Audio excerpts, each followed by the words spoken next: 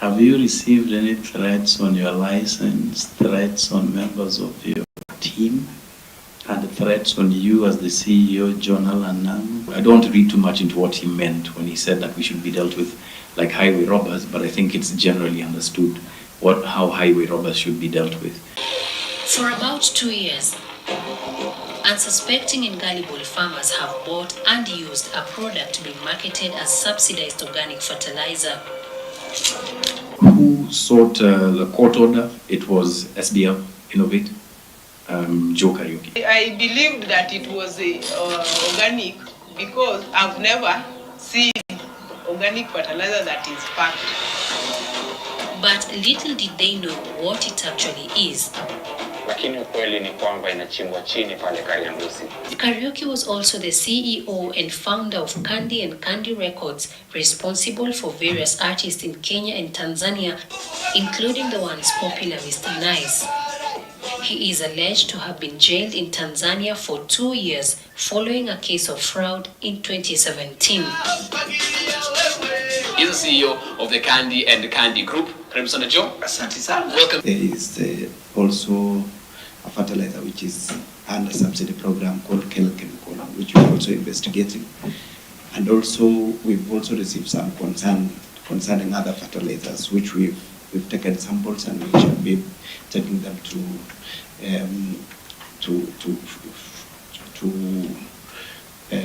institutions that will assist us with regards to testing. We've met NCBB, we've met KEBS, we've met Ministry of Agriculture, we've interacted with farmers, and it was your turn today. We are still meeting other mentioned or interested parties concerning this fake fertilizer saga, so that we can be able to do our report and table it in Parliament for appropriate action to be taken. Well, I wanted to ask, did any NCBB request for audience with African Uncensored to clarify areas of falsehood or misrepresentation or sensation? And because they claim that they were denied audience by yourselves, and you ended up publishing a lopsided documentary. Hi, number two, was there a court order stopping you from publishing the documentary? Who had sought the court order? If you have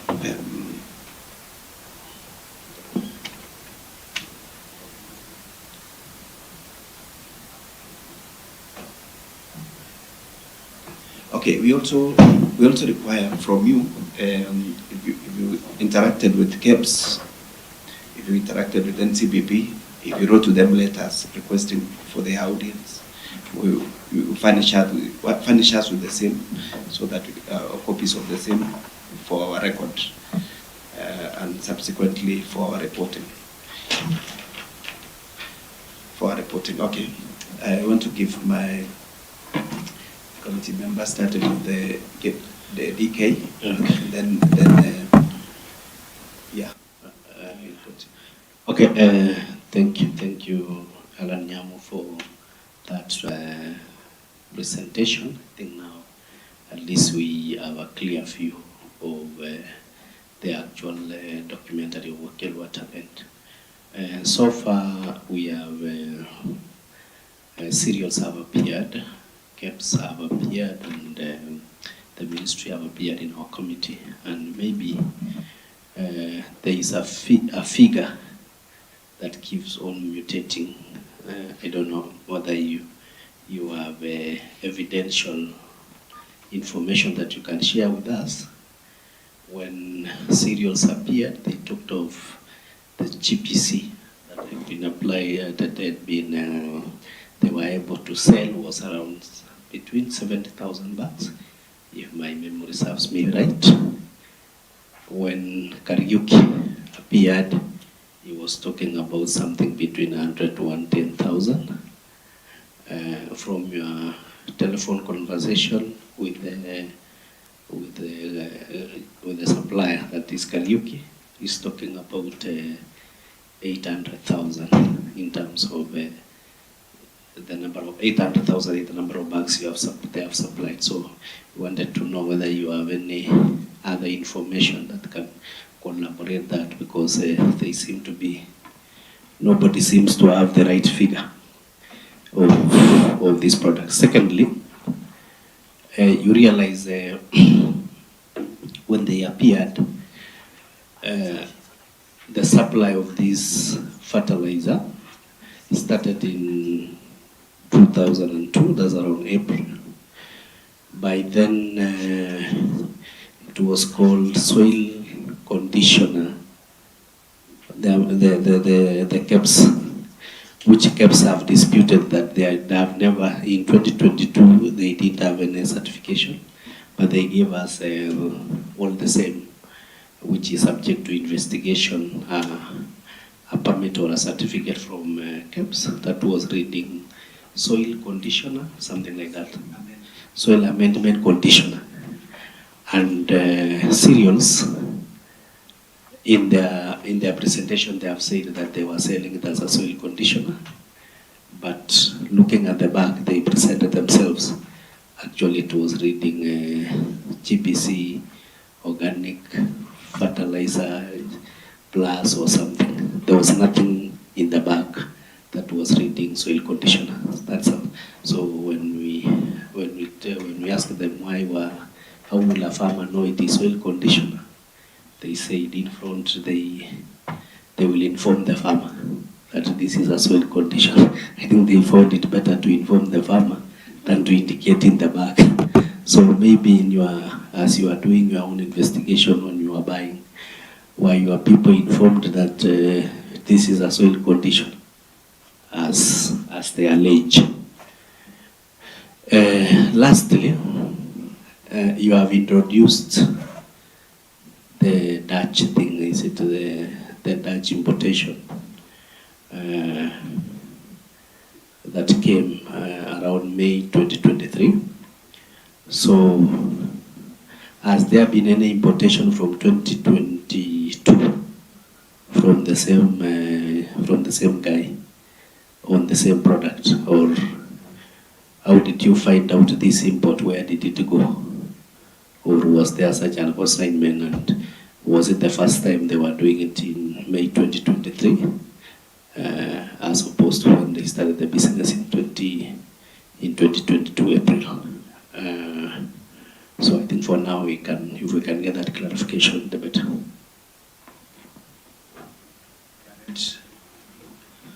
I thank you very much, Chair. I thank Africa Uncensored very much for this that they have done. The media, as always, shine bright light in our dark corners, and this is one of those. So we thank you. I would want to know, firstly, when exactly did you carry out this investigation? Because as you would be aware, the fertilizer subsidy began with the last regime, and you have ably put the former president talking about 5 billion that was to be expended to farmers to cushion them against the skyrocketing prices of fertilizer at the time. So is this an expose that was done during the last regime? And we also understand the complexities involved in investigations, that it found its way again into this new regime? Or is it one that only happened during this cycle of administration?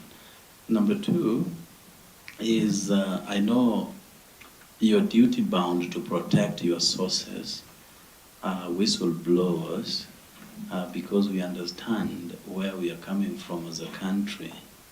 Are you experiencing any challenge where people are compelling you to share your source of information, and therefore how does that sit with the welfare and safety of those who volunteer to give you information?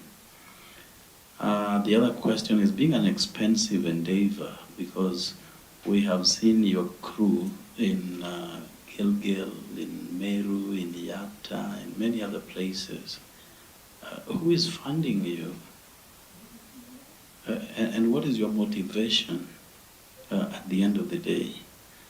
Again, you went public a few weeks ago telling us about attempts by certain government officials to compromise the release of this information or the expose. Would you want to be a little more candid with this information with us? And lastly, generally, how safe is Africa Uncensored? Have you received any threats on your license, threats on members of your team, and threats on you as the CEO, John Allan Namu? And lastly, how do you determine which media house to partner with in letting the public know this? Because we acknowledge there are so many television stations in the country. So what then is your criteria for settling on one media house and leaving out the rest, I think?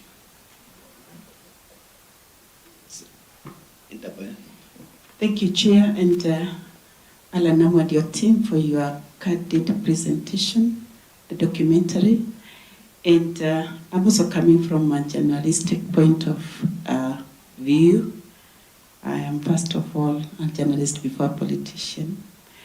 And I just want to ask, according to your documentary, it's more touching on the year 2022-2023. Currently, as a committee in agriculture, we have been going around the country to investigate and to get to the bottom of this fake fertilizer from our farmers. And we found some reports that are closely related to your documentary. And what I'm asking is, since you've been touching so much on the 2022-2023 documentary and expose, are you intending to cross over from 2023 to 2024? Because the fake fertilizer saga continues. Thank you.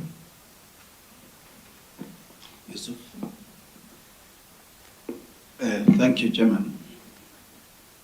I want first to start by congratulating this team who, for the first time, or maybe for the first time this term of this government, started exposing serious crimes that is happening within our country. First of all, thank you, and thank you very much for your good work. I have several questions. To start with, in your expose, you have asked, or you intended to answer pertinent questions. How did Kariuki and his team got subsidized fertilizer from the government? Or number two, who was behind it? How much did they get from the government in terms of money? And according to your explanation, you only attempted to answer who was behind it, but the rest remain still unanswered. So after the expose and doing thorough investigation, were you able to get the answers for the questions that were left unanswered? Number two, I want to follow my colleague, Honorable Gerald. You came public that some government officials have forced you or threatened you to drop the expose. Was it in terms of threat or was it in terms of bribery? Because we need to also get a clear confirmation. And who from the government officials was forcing you in either way to drop the expose? Are you willing to name or give us the information. The other question is, we have seen Kariuki contradicting himself in several occasions, which you, when you did a thorough investigation, and you went further to bring some background check on him regarding even Tanzania being jailed or what. What I want to ask, was there any hint to show how did GBC fertilizer ended up in government NCBB stores? Did he explain how?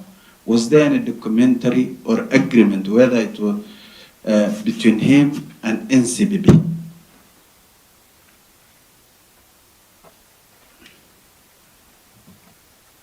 Lastly, you said you have tested the fertilizers. Which laboratory did you use to test the fertilizer? Did you have a proof of all the documents in terms of test results? Was the laboratory private or public? Was it a licensed laboratory? Can we get all those information? The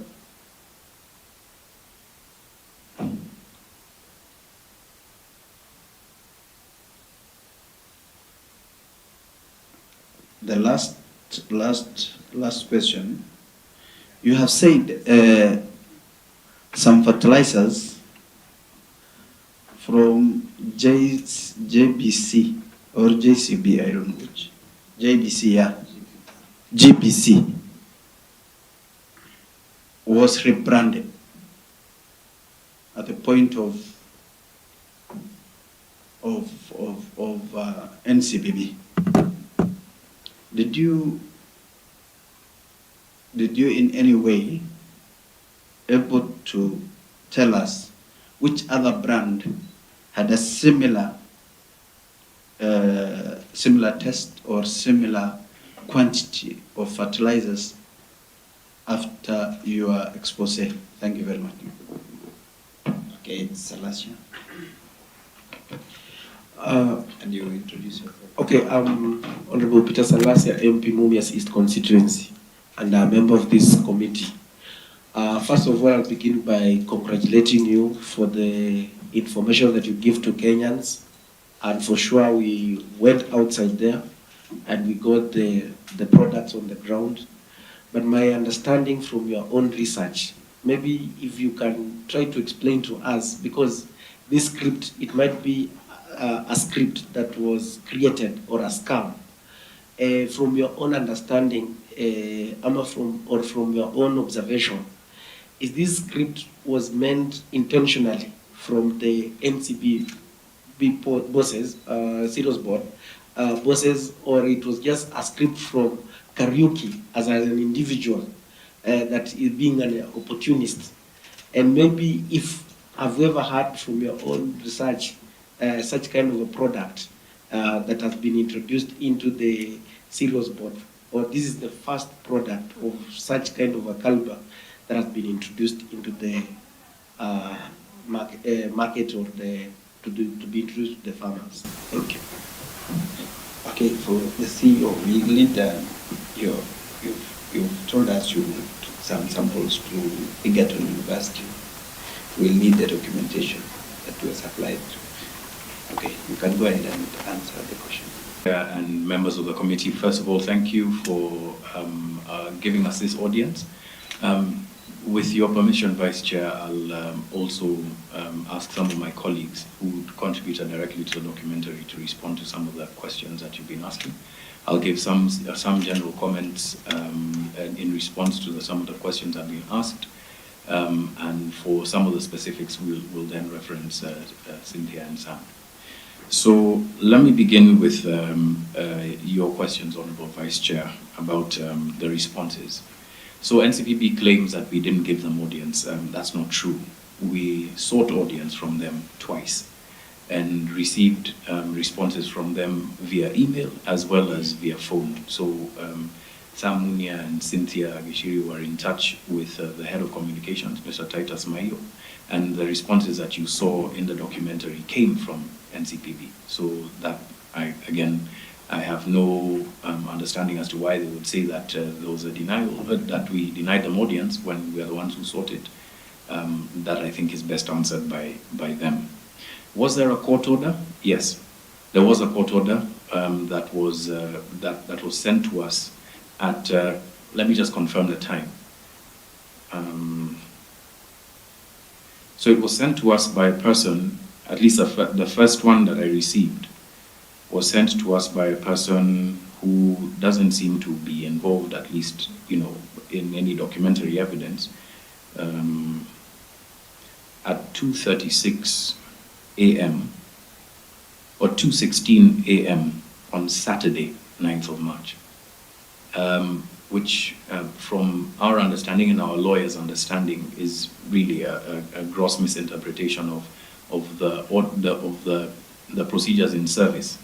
And so, on the advice of our legal counsel, we went ahead with the documentary. We challenged the injunction, and the injunction has since been set aside as it has been overtaken by events. So that has also been dealt with. Who sought the court order? It was SBL Innovate, Joe Kariuki. On our mission, when we were purchasing these products in Meru, in Eldoret, in Tala, and also in Sagana, we were not, there was no clarification on what we were buying. Neither was, no one told us whether we were buying a soil conditioner or a fertilizer. But I vividly remember in Meru, we spoke at length with the GPC attendant that was working there at the time. And I remember the lady advising me that I could use a fertilizer for planting and also for top dressing. So there was no, from the other NCPB depots, there was no clarification on what you were buying. Perhaps, Cynthia, you can also add about Benefit, the Dutch. Okay. We also got to know about the money investments and Benefit BV, the two Dutch companies where Mr. Kariuki alleges to have imported his raw materials from during the interview that my colleague Sam conducted. Unfortunately, he wouldn't give us the copies, so we only took the soft copies. The question was to whether we were able to investigate further on how this import was made. Unfortunately, when I wrote to the Money Investments and Benefit BV, I didn't get a response. So that was part of the challenges that we encountered when filing the story. There were some places where we could not access information beyond what we could get. Okay, so to Mr. Okello's questions, when did we begin investigating this? We got our first tip-off in September of 2022. Someone, confidential source, reached out to me, and we began our investigations in November of 2022.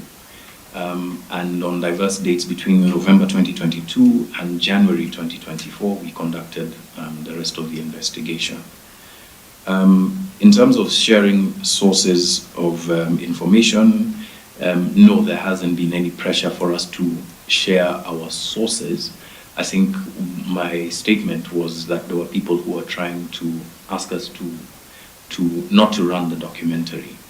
At this stage, I'd like to ask a question to the committee. This information that I'm about to, that I'm willing to give it, but I'm wondering about the rules around privilege, whether I'm covered by parliamentary privilege in naming these names. I do have proof and I do have evidence, but I just want to be clear about that. We are done, and with other questions, we could ask the media to leave, so that in their absence, off camera, we can get whatever he has, because some of them could be classified up to this point. Okay, Chair, I second Honorable Janet Okello. Let them first answer the rest of the question, and we send the media out, and we listen to John Allan Namu and his team in private so that we don't jeopardize their life. Okay, fine. Thank you very much for listening to my request, and we shall share those answers immediately after this. The criteria for choosing media houses, this is really based on the media houses' footprint, their audience, and as well as, you know, whether we're able to reach an agreement on the editorializing of our content. We offered this documentary to NTV for free. There was no exchange of monies under an MOU that we had signed with NTV previously for the sharing of content that we produce with Africa Uncensored. In terms of the funding of Africa Uncensored, that's, you know, it's public knowledge, and on our website we receive a range of different kinds of funding, both commercial and grant income. Some of our grantees include Swedish sub-granting agencies who fund the CSO and media sector. We have received some grants from Ford Foundation and the like. All of our funding information is on our website, so I'd encourage any members who have more curiosity about that to look into that. All of our funding sources are open. We are audited every year, and we pay our taxes like good Kenyans to the Kenya Revenue Authority. But we are registered as a limited company. To the Member of Parliament from Embu, are we going to investigate? Yes, in a word, yes. This is something that we're looking into. There are certain things that we've been able to establish, including the operations of the said company outside of Kenya, in other African countries. To Mr. Yusuf, how much did they get from government? Again, this is a bit of an open question.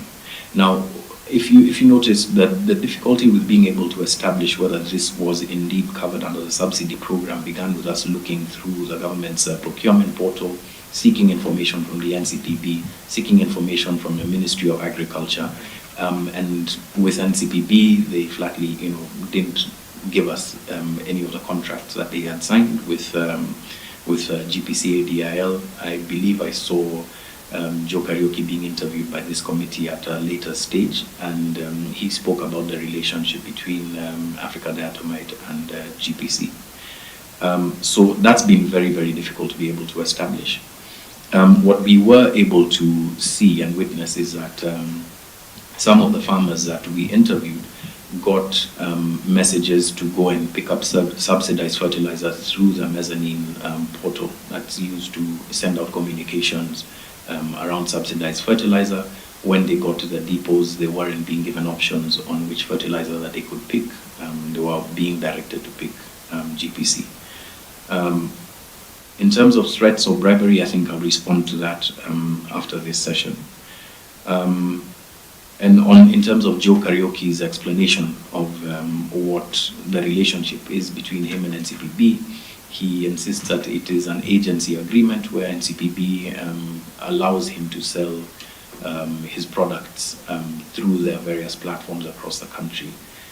Again, this was, that's his word against what the press briefings were in April of 2022. In terms of tests on fertilizer, this again is something that I think would be better answered in private, but I'll explain why. Yes, the company is legally registered in Kenya. It is registered to conduct the kinds of tests that we asked it to. It has a very, very good track record, both with farmers in public and private practice. But because they are a private entity, they did not want to be named in the documentary, I think because of the concerns that they had around clientele. So with your permission, I think I'd also be willing to name them privately. And yes, obviously there were the tests that were conducted at Egerton University. That is part of the documentary, and Egerton's reputation in terms of its laboratory, I think, is also well known. On the rebranding of GPC SBL, I'll ask Sam and Cynthia to comment. In the course of our investigation, we realized that the product was repackaged. There was a difference in the branding of the bags. As you can see, what you are able to find that coincides with what was on the secret filming, are only able to find it in Meru. And but now the new packaging actually, I think, began somewhere in early 2023. So it's just that the branding of the packaging in terms of the design was changed, but the product was the same according to the lab results. Yeah, and I think KEBS might be able to provide even further context around the rebranding of that product, because they say that they sent Mr. Karaoke's organizations, various organizations, a caution around the sale and the branding of the product that he had between 2022 and 2023. And I think it was at that time that rebranding happened, but I think KEBS might be able to provide a more substantial answer to that. To Mr. Salasia, was Mr. Karaoke an opportunist?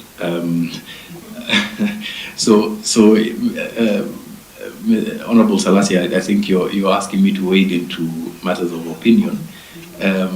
My opinions of him are really my opinions of him, and I think what we can speak to is in terms of the facts that we're able to uncover. What that spoke to factually was opportunism.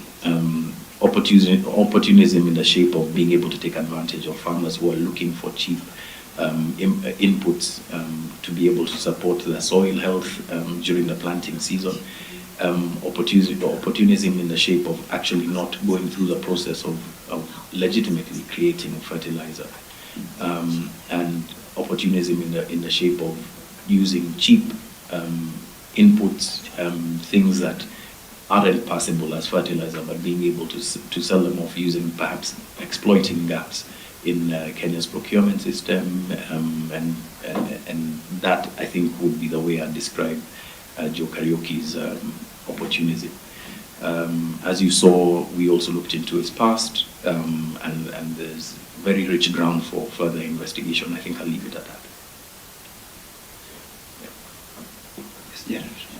Chair, from the expose you can see that there was several interviews between Uncensored and Mr. Karaoke. He later on walked back by going to court to apply a freeze on exposing the whole thing. Could you, as Uncensored, might have shared with him the main reason why you were interviewing him? Because I cannot be open to an interview and later rush to court to prevent you from airing my own version of the story. So is there an information that you concealed, and therefore he was going to court to stop airing that information? And number two, and finally, I did ask you, recognizing the slippery terrain that you guys operate under, whether you or members of your staff or the license held by Uncensored have been exposed to any degree of threat by this regime, because you ruffle feathers of those who sit in high echelons of power. And if that is the case, then as a committee, we can also look into it. Thank you very much, Honorable Okello. In terms of sharing the reasons why we interviewed him, I mean, I think this is well covered in policy around right of response. We wrote a very comprehensive letter of right of response, offering him opportunity to comment on some of the questions that we had, and the questions were drawn from the evidence that we found in the field. Cynthia and Sam, would you like to add some of the questions, for instance, just to give the members of Parliament and the committee a flavour of what it is that we asked? I first reached out to Mr. Kariuki on the 12th of January 2024. It was on a Friday. I reached out via phone call and I followed it up with a text. And my initial question was to interview him on the role of GPC, his product, or the fact that it's being sold under the subsidy program. That was my first question. My second question was about the complaints that we've received from farmers on the poor quality of the fertilizer. I followed it up with an email a few days later. That should be on the 18th of January, after he reached out back to us on phone and also via an email from his lawyer. By then, he was being represented by a different lawyer. So we accorded him a video interview on the 19th of January, which was conducted by my colleagues Sam and Clint Obere, who is not here, and Elijah Kani.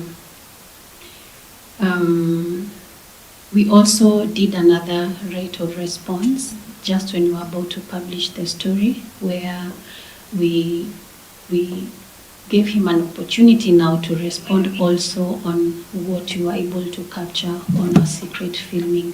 And that was done towards the end of February or early March. But we do have the emails. We're going to provide that. Oh, actually, I'm sorry, go ahead. I'll say in the second right of response, we told him what exactly we had found out from our investigation. That's the time he rushed to court. And all of the documentation that you've requested will be availed to you, hopefully through the clerk. As we understood this invitation, we thought we were being invited purely for the screening, so we hadn't prepared hard copies for you.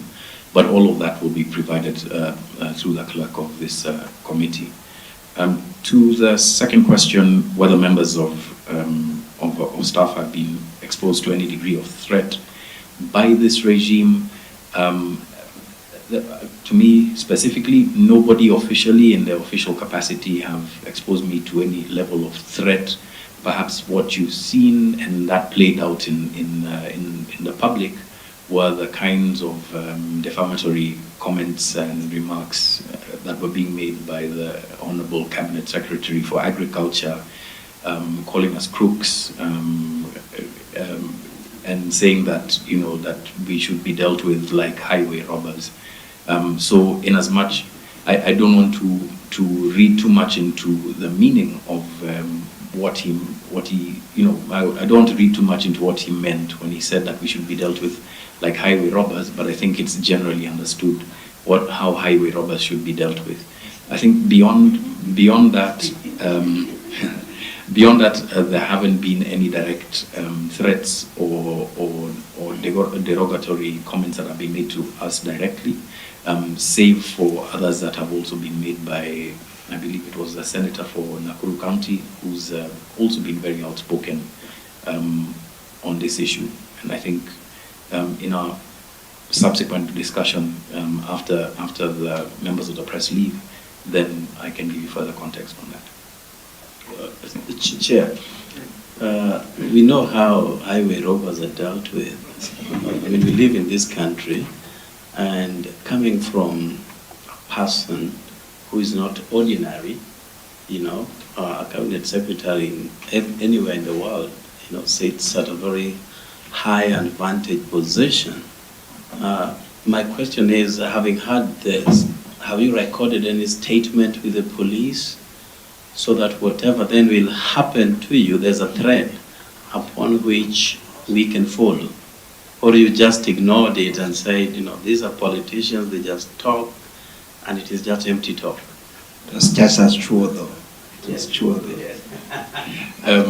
Honorable Okello, we chose on the advice of a number of people who advised us not to pursue this